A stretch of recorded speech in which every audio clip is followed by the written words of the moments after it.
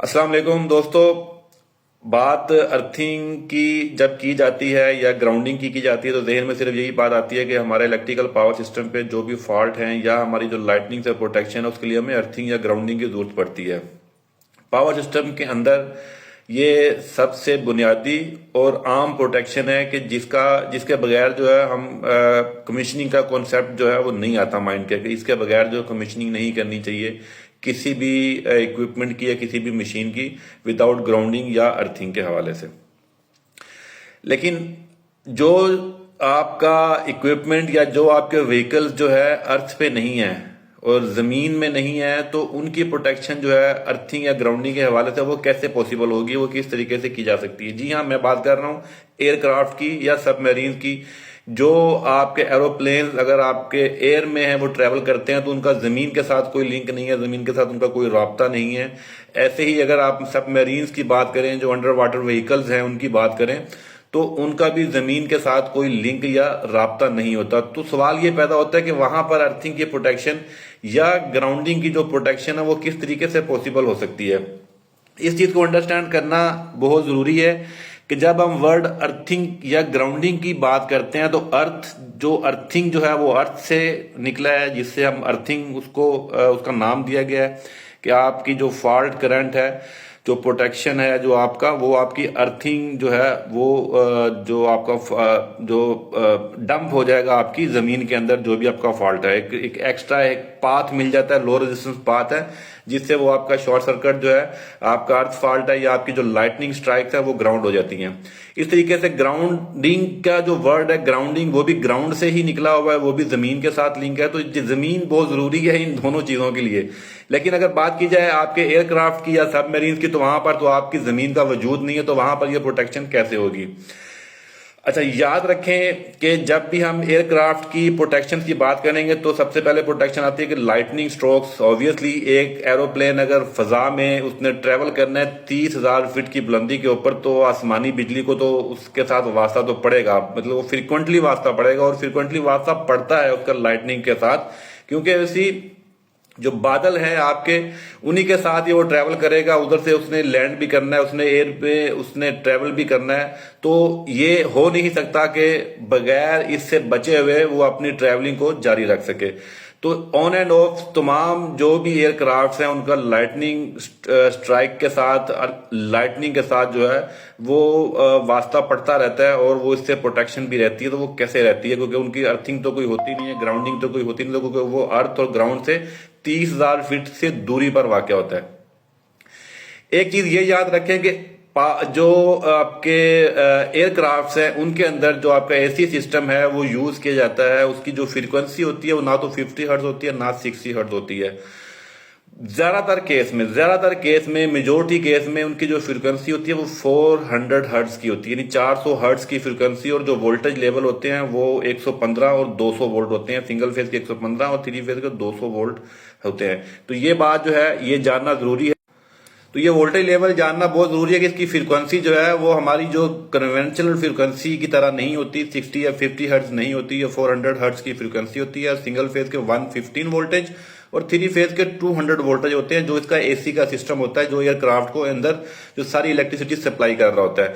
वहां पर DC supply भी होती है, 60 वोल्ट तक डीसी सप्लाई भी अवेलेबल होती है, 48 से 60 वोल्ट तक डिफरेंट इक्विपमेंट जो है वो डीसी सोर्स के ऊपर चलता है, क्योंकि बैटरी बैकअप भी होता है। जो सेंसिटिव इक्विपमेंट होते हैं इसके अंदर, जो आपके मवासलात से जिनका रिलेशन होता है, आपके जो कंट्रोलिंग जो इक्विपमेंट्स होते हैं वो मोस्टली जो डीसी ऑपरेटेड होते हैं। तो एक बैटरी बैंक भी होता है इसके अंदर, जो कि डीसी से चार्जिंग भी उसकी हो रही होती है और वो डिस्चार्ज भी होता है। एक बैकअप पावर जो है वो कि उसके लिए मैंडेटरी रखी जाती है। अब बात करते हैं कि इसकी अर्थिंग कैसे हो। यार इसकी अर्थिंग का कॉन्सेप्ट खत्म हो जाएगा ना, जब ये अर्थ के साथ का लिंक ही नहीं है, जमीन के साथ का लिंक ही नहीं, तो अर्थिंग का कॉन्सेप्ट खत्म हो जाता है। तो ये बात करेंगे कि प्रोटेक्शन कैसे होगी। जो प्रोटेक्शन हम अर्थिंग और ग्राउंडिंग में लेते हैं, जो फॉल्ट करंट के हवाले से या लाइटनिंग के हवाले से, जो आसमानी बिजली है उससे कैसे प्रोटेक्ट होगा ये। तो याद रखें इस एरोप्लेन का जो मटेरियल है वो एल्युमिनियम से बना होता है। एल्युमिनियम का जो इसकी शेप होती है जिसको जो इसके अगर इसके विंग उतार दिए जाएं तो इसकी जो शेप बनती है, फ्यूसलेजेस टाइप इसकी शेप होती है, ये शेप इटसेल्फ इसी मकसद के लिए डिजाइन की जाती है और ये एल्युमिनियम मटेरियल की बनी होती है। इसका जो कॉन्सेप्ट है उसको फैराडे केज कहते हैं। बेसिकली जो पूरी इसकी होल बॉडी होती है, अपर जो इसकी जो शेप है, जो अपर जो इसकी थिन है, जो इसकी अपर जो लेयर होती है एल्युमिनियम की, इसको फैराडे केज का एक कॉन्सेप्ट आता है, फैराडे केज का एक फिनोमिना है जिसको इस्तेमाल किया जाता है आपके तमाम सिस्टम को ग्राउंड करने के लिए और अर्थ करने के लिए। इसके अलावा स्टेटिक विक्स लगाई जाती हैं, जो इसके विंग्स होते हैं। अगर आप इसका कभी नोटिस किया हो तो जो एरोप्लेन के जो विंग्स होते हैं उसके नीचे जो एक नोकीले नोकदार जो है वो एक मेटल के पार्ट लगे होते हैं जिनको आपकी स्टैटिक विक्स कहते हैं, जो कि स्टैटिक चार्ज को डिस्चार्ज करने के लिए होती हैं। अब मैं अगर फैराडे केज की बात करूं, जो कॉन्सेप्ट है इसकी ग्राउंडिंग या अर्थिंग का, जो इसकी ऊपर जो बॉडी है वो ही डंप करती है इसकी तमाम जो आपकी लाइटनिंग प्रोटेक्शन को और आपकी ग्राउंड फॉल्ट को। अब जितने भी इसके अंदर इक्विपमेंट लगे होते हैं, जितने भी इसके अंदर जो सेंसिटिव इक्विपमेंट होते हैं, उन सब की जो कॉमन एक बस बार अंदर डिजाइन की जाती है वहां पर, ताकि जो आपका पोटेंशियल डिफरेंस है वो सेम रहे, वो कॉमन कर दिया जाता है सबको एक बस बार के साथ, और उसका लिंक आपका इसी फैराडे केज के साथ कनेक्ट कर दिया जाता है। और दूसरी बात ये याद रखें कि आपका कोई भी इलेक्ट्रिक स्ट्रोक जो होता है, आपका पोटेंशियल डिफरेंस उसके लिए बहुत जरूरी होता है। तो जो चीज हवा में होगी वहां पर आपकी अगर लाइटनिंग स्ट्राइक भी आता है तो क्योंकि इट्स सेल्फ एरोप्लेन जो एयरक्राफ्ट है वो जमीन के साथ उसका कोई राब्ता नहीं है, कोई कनेक्शन नहीं है, तो उसको कोई इफेक्ट नहीं पहुंचेगा डायरेक्टली उस चीज से। तो जो लाइटनिंग स्ट्राइक उसके ऊपर गिरता है मोस्टली उसकी जो उसका फ्रंट है और विंग्स है, इनके ऊपर वो लाइटनिंग स्ट्राइक आता है, या इसके ऊपर जो स्टैटिक जो चार्ज इकट्ठा हो जाता है वो चार्ज भी इस तरीके से वो डंप होता हुआ इसी फैराडे केज का जो कॉन्सेप्ट है उसी के साथ वो होता हुआ इसकी टेल के जरिए नीचे जमीन में हवा में चला जाता है।